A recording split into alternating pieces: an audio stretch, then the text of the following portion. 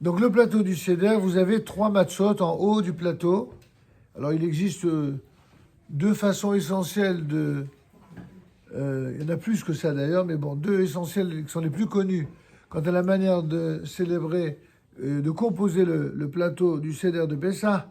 Là, nous allons faire ensemble une seule façon, celle du Harizal. Et regardez, dans la page 415, vous avez un plateau rond. En haut, qu'est-ce que vous voyez? Les shalosh matzot, les 3 matzot qui représentent les 3 castes du peuple d'Israël, Cohen, Lévi, Israël, et qui ont également d'autres correspondances sur le plan de la Kabbalah, mais bon, vous n'avez pas encore l'âge et les connaissances pour parler de cela. On en parlera dans d'autres vidéos ultérieurement. Ensuite, vous avez à droite, vous avez le Zeroah, c'est-à-dire l'épaule d'agneau à droite. Ensuite, à gauche, vous avez l'œuf. Au milieu, vous avez le maror. Le maror, c'est-à-dire les herbes amères. Ensuite, en bas à droite, vous avez le haroset, cette fameuse pâte composée essentiellement de dattes, certains ajoutent de figues, à condition qu'elle ne soit pas enfarinée, et un certain nombre d'ingrédients, cette pâte qui est très très bonne et qui servent à accompagner le maror lors du soir du Seder.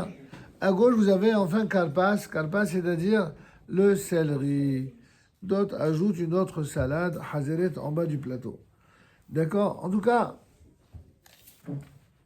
il y a pour habitude de prendre ce plateau et d'ajouter à ce plateau un verre dans lequel on mettra de l'eau salée. Il y en a même qui mettent de l'eau citronnée.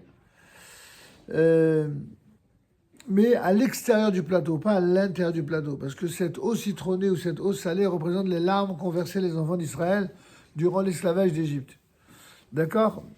Et c'est là-dedans qu'on trempera les herbes amères, que ce soit le karpas, plutôt, le céleri, qui est lui-même amer, et alors que le maror, lui, va être agrémenté du haroset. Alors regardez mes enfants, on est à la page 416, et on va rappeler les différentes étapes du plateau.